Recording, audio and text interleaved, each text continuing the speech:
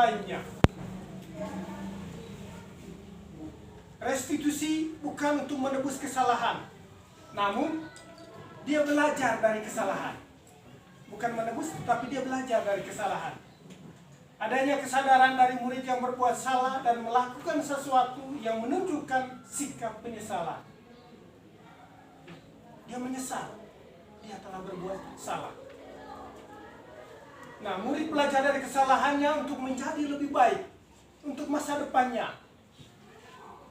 Mereka akan mendapatkan pelajaran yang mereka bisa pakai terus-menerus di masa depan untuk menjadi orang yang lebih baik.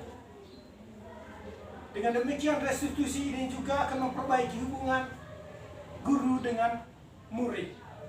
Guru akan menjadi teman, orang tua, pemimpin yang akan menjadi idola murid. Dengan demikian akan memperbaiki hubungan dan memperkuatnya. Membantu murid-murid dalam hal mereka ingin menjadi orang seperti apa dan bagaimana mereka ingin diperlakukan. Kita juga menginginkan kita menjadi seperti apa dan orang memperlakukan kita seperti apa. Kalau diterapkan, maka ada refleksi dan pemulihan. Proses ini akan menciptakan kondisi yang aman bagi murid untuk menjadi jujur pada diri sendiri dan mengevaluasi dampak dari tindakan mereka pada orang lain. Ketika proses pemulihan dan evaluasi diri ini telah selesai, mereka bisa mulai berpikir tentang apa yang bisa dilakukan untuk menebus kesalahan mereka pada orang yang menjadi korban.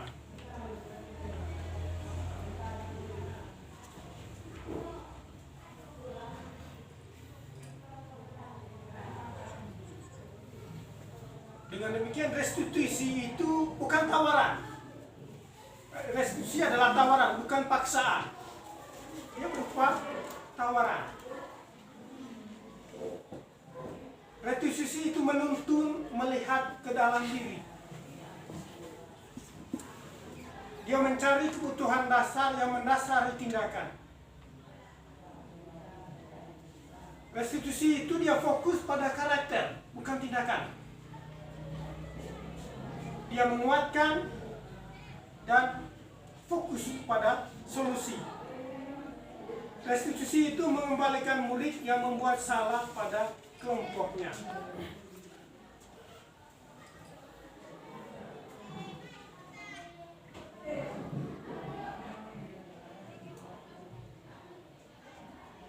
Sehingga ada 3 poin yang kita bisa lakukan. Yang pertama tadi, bagaimana kita mengontrol bagaimana hubungan guru dan murid, kemudian membangun keyakinan dalam kelas.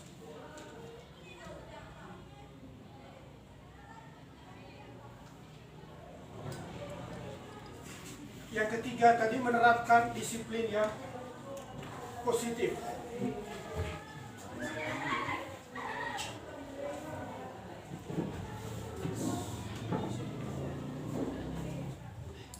Dan untuk kita bisa membangun budaya positif di sekolah ini, tentu kita semua harus bergandengan tangan. Kami sebagai calon guru penggerak dan Bapak Ibu guru, kepala sekolah dan juga siswa, kita bersama-sama membangunnya. Mulai perubahan-perubahan kecil yang bisa kita lakukan bersama. Dengan demikian, mari kita bisa membuat kesepakatan-kesepakatan apa? Seperti kata Pak Heri tadi, visi dan misi. Apa visi kita? Bukan visi saya, visi Pak Adi atau visi kepala sekolah, tapi bagaimana visi kita? Apa yang kita targetkan 1 tahun ke depan, 4 tahun ke depan, 10 tahun ke depan, sekolah ini akan membawa membawa sekolah ini ke arahnya seperti apa yang kita inginkan. Tentu kita membutuhkan kerjasama dari kita semua sehingga akan terwujud Merdeka Belajar, kemudian perubahan-perubahan yang positif baik dari kita sebagai guru, kepala sekolah, bapak ibu pegawai dan juga siswa, dengan budaya-budaya positif yang tentunya dimulai dari keyakinan-keyakinan kita masing-masing.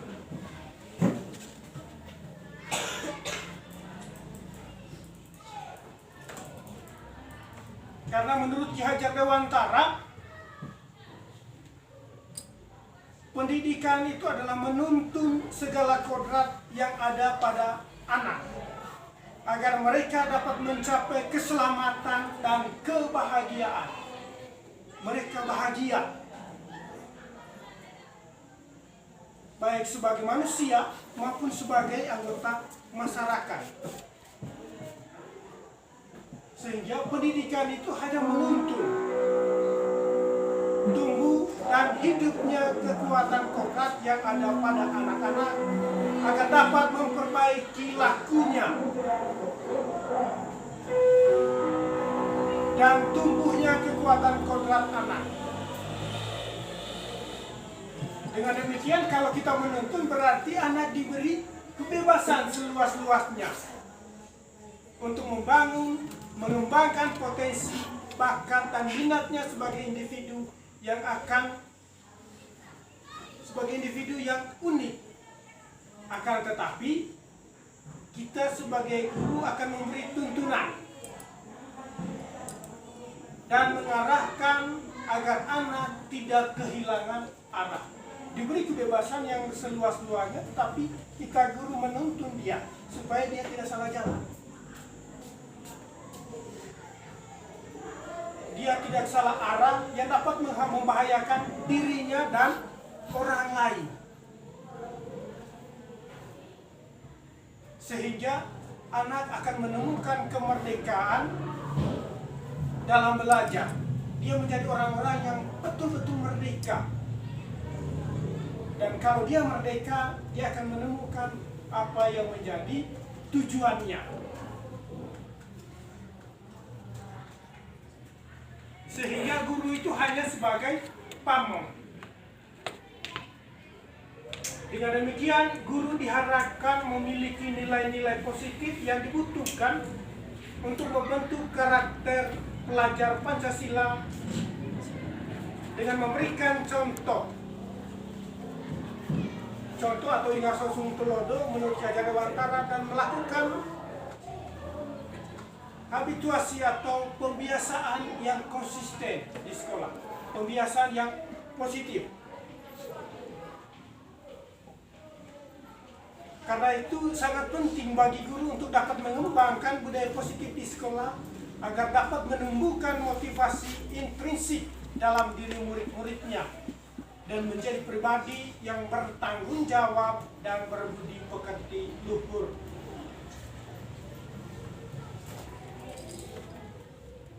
Tentu membangun budaya positif ini ada tujuan,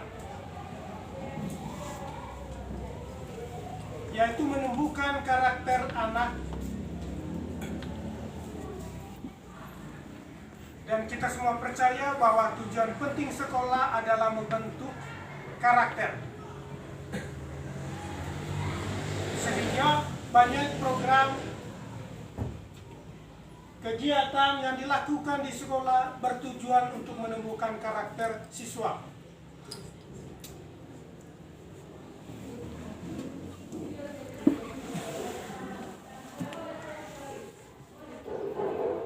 Sehingga harapannya adalah kita membangun komunitas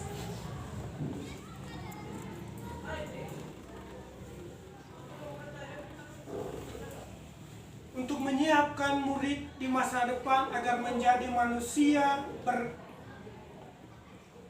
tidak hanya untuk menjadi pribadi tetapi berdampak pada masyarakat. Kita menyiapkan mereka yang memiliki dampak yang besar bagi dirinya dan juga masyarakat.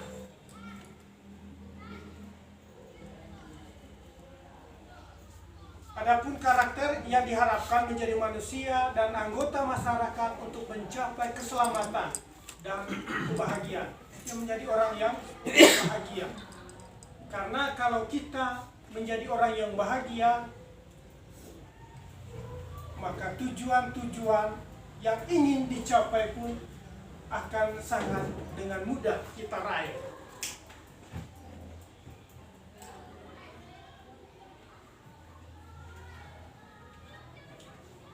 Seperti tujuan pendidikan nasional yang tercantum dalam profil pelajar Pancasila, yaitu beriman, bertakwa kepada Tuhan Yang Maha Esa, berakhlak mulia, kreatif, gotong royong, berkebinekaan global, bernalar kritis, dan mandiri. Pada akhirnya, budaya positif di sekolah ini akan menumbuhkan karakter positif yang bukan hanya mendorong murid untuk sukses secara moral maupun akademik di lingkungan sekolah, tetapi juga untuk menanamkan moral yang baik pada diri murid ketika sudah terlibat di dalam masyarakat. Mungkin ini sedikit pemaparan dari saya dan Pak Ardi tentang bagaimana kita membangun budaya positif di sekolah. Ya, baik, terima kasih banyak Pak Klaus. Jadi negara Bapak Ibu, sedikit tanggapan apa? Saya lebih ke posisi kontrol, 5 posisi kontrol ini. Karena ini penting menurut saya. Setelah saya refleksi Bapak Ibu, saya menjalankan posisi kontrol ini cuma 2 saja. Saya sebagai penghukum, kata-kata aku dalam emetoket kerja soal teman kelas ini. Saya merefleksi posisi kontrol aku, penghukum.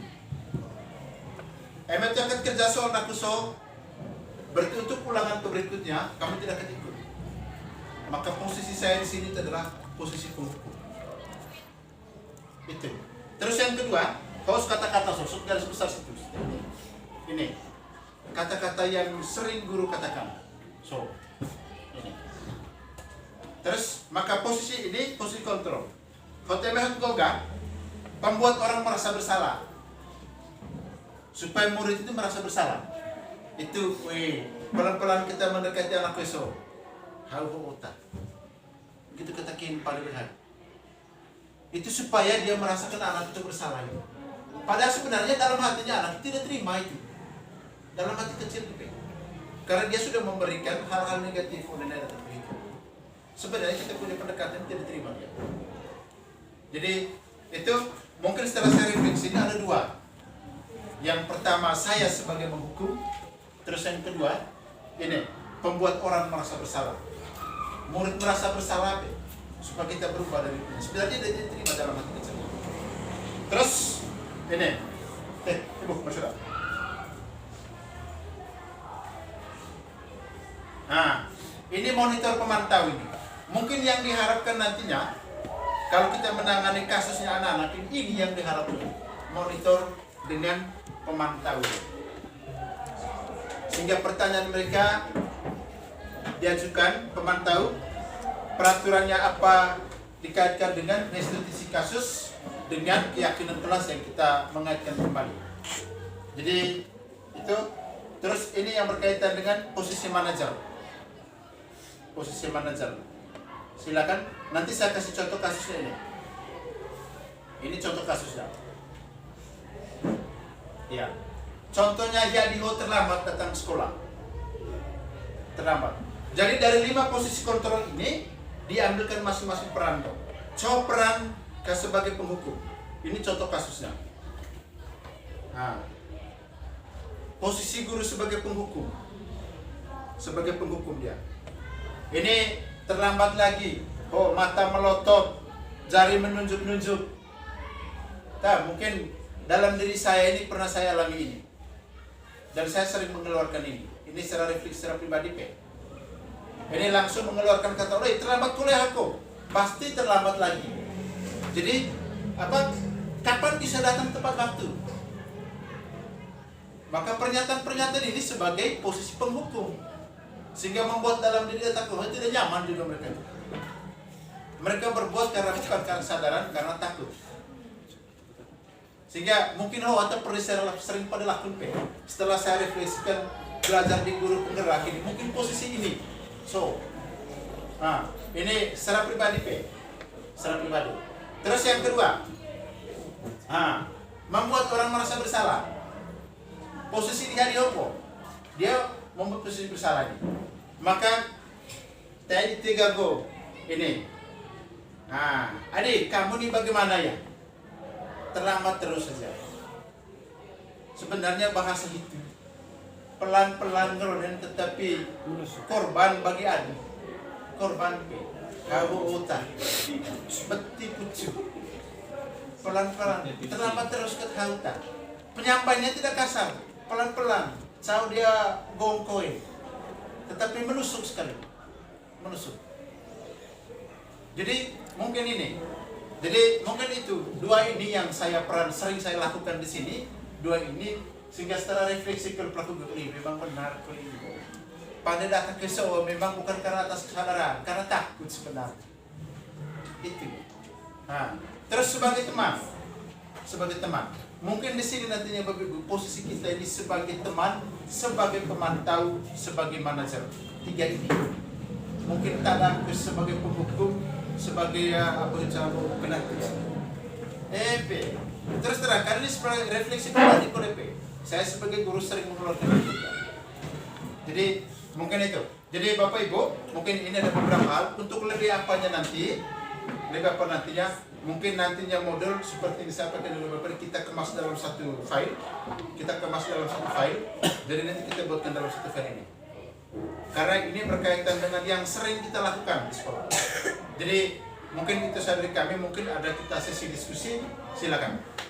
Coba. Ya, Pak Patris.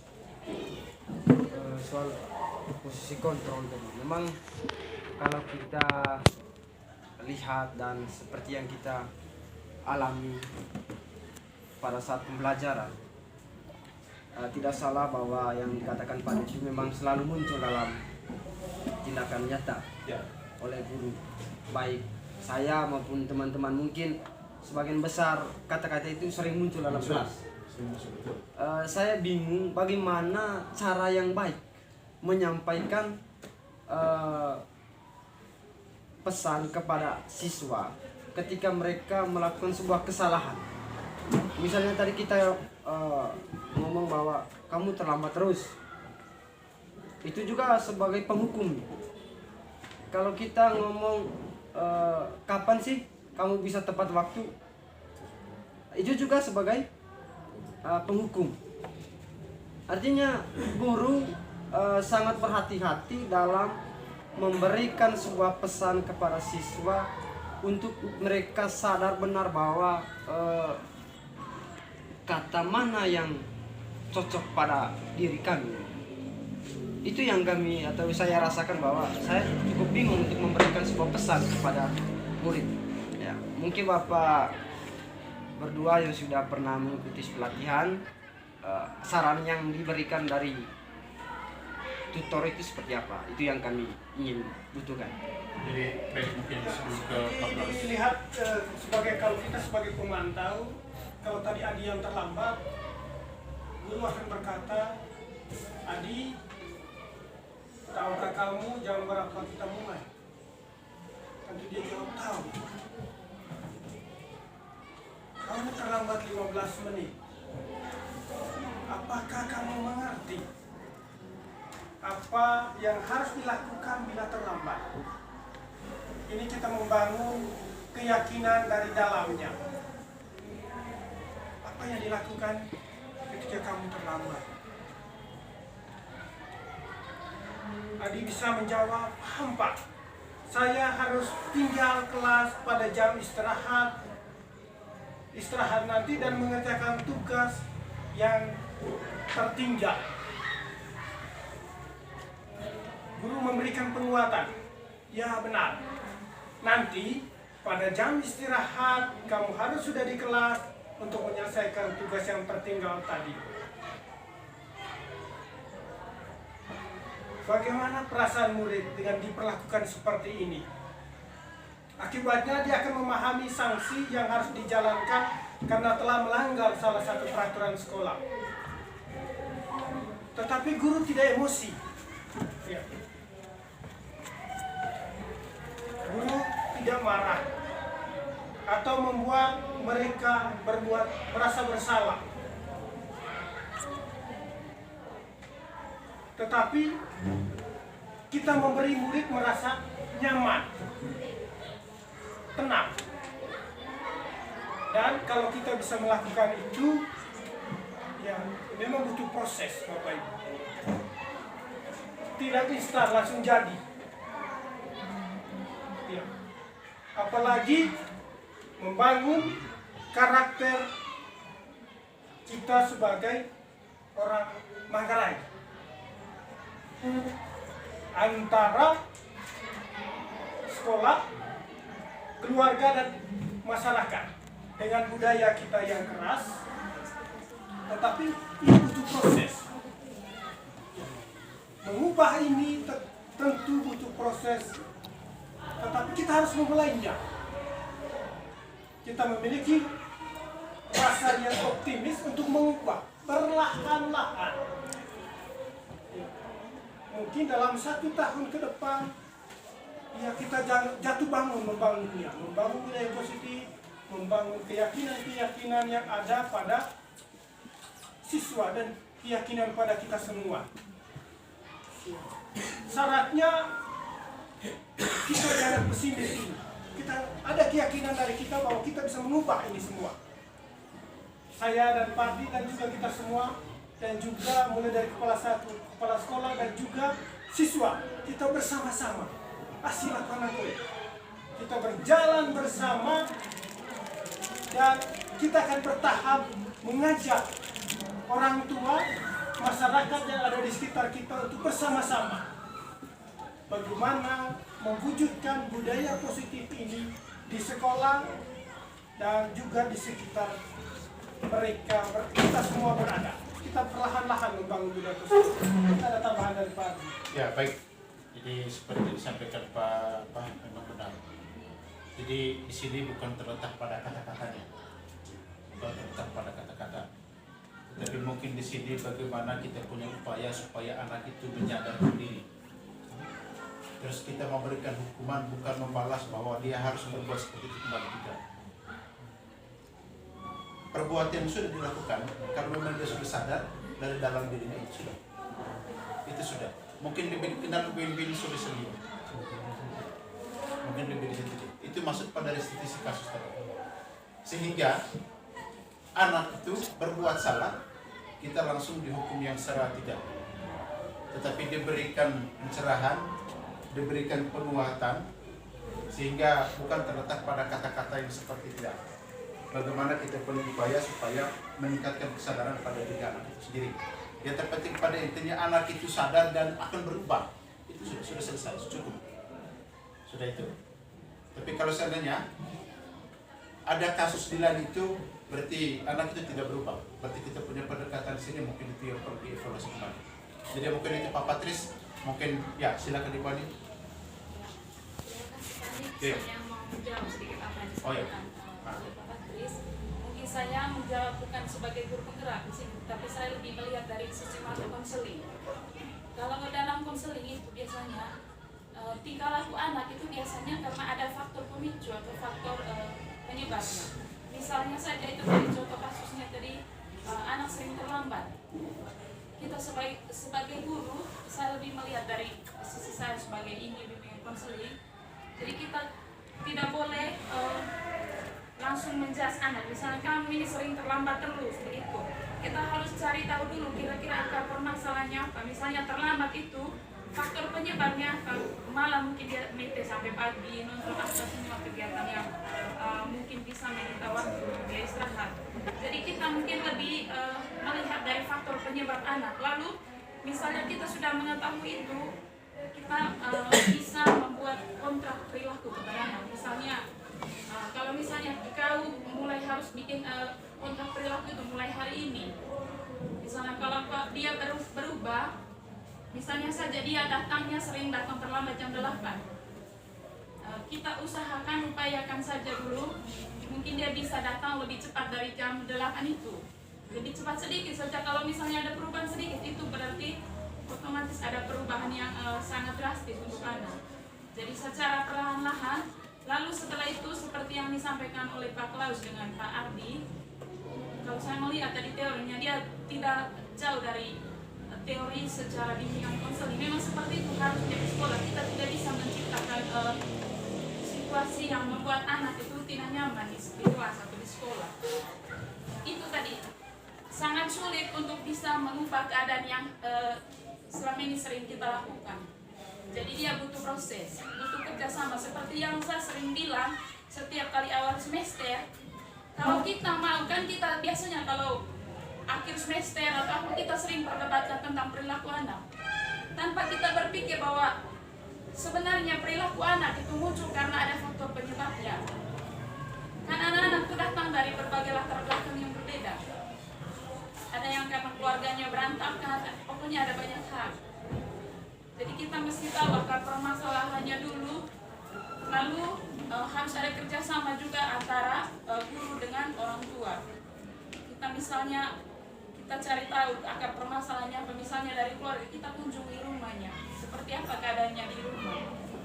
Jadi mungkin seperti itu dari saya kembalikan kepada Pak Rino. Oke, baik, terima kasih. Menarik sekali acara ini membangun budaya positif. Bicara tentang budaya positif ini kembali kepada karakter manusia atau pribadi itu masing-masing. Kalau kita selalu menanam pikiran yang positif, maka akan hasil tindakan yang positif. Sebelum kita bicara tindakan positif, kita harus tanam di dalam pikiran bahwa kita harus menanam pikiran yang positif. Ada orang sukses mengatakan begini, mencari sukses yang harus dilakukan pertama itu merapikan tempat tidur.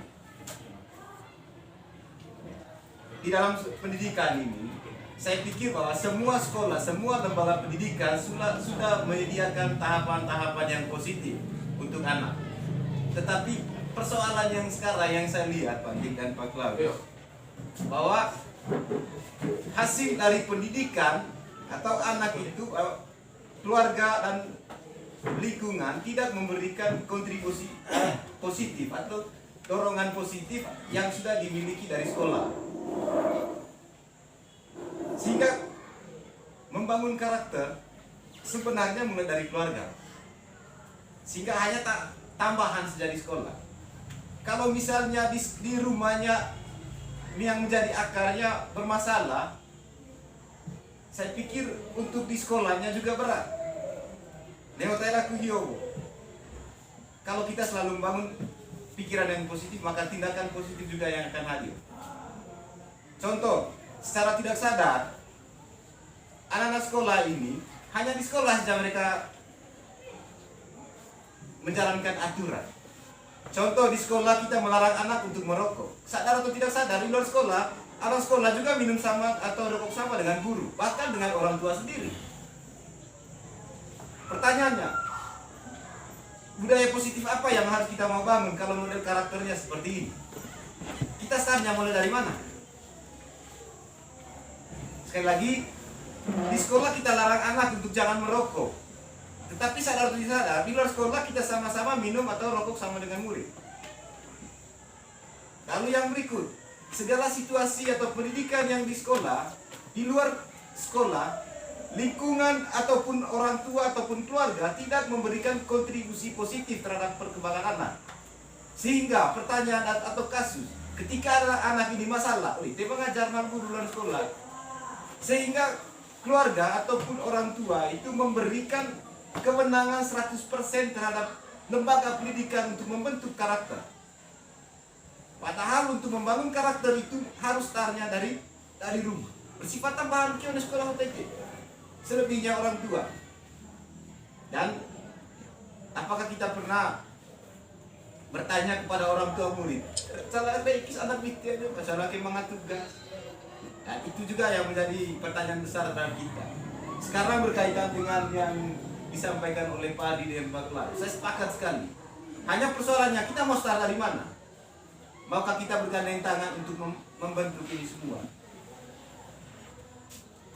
Seperti itu. Lalu yang berikut, membangun budaya ini tentu semua harus terlibat. Mulai dari atas, kiri dan kanan, muka belakang harus sejalan. Tidak boleh tidak jangan cenggol laku dion sengatan, laku dion sengatan. Harus samakan konsep. Budaya apa yang harus kita mau ciptakan? Target apa yang kita mau capai 1 tahun ini? Target apa yang kita mau capai 5 tahun ke depan? Kita membangun itu. Tapi kalau misalnya hanya sebuah konsep ya, dion sengata, dan sampai kapan kita harus jalan seperti ini terus? Mungkin itu saja dari saya. Hanya saya mau usulkan Pak Ardi dan Pak Klaus yang ikut di guru penggerak ini. Saya sangat berterima kasih karena kita dalam lembaga kita ada yang terlibat. Saya memang begini, kalau misalnya kita mau jalankan ini nanti harus kita mulai harus sejalan dengan konsep-konsep orang tua. Jangan dion tepan dentong sementara percaya yang baru koletong. Harus kita bangun juga komunikasi kepada orang tua murid sehingga nanti sejalan. Mungkin itu saja dari saya, Pak. Terima kasih. Terima kasih Pak Rino. Apa yang kita lakukan mulai dari saat ini, seperti kita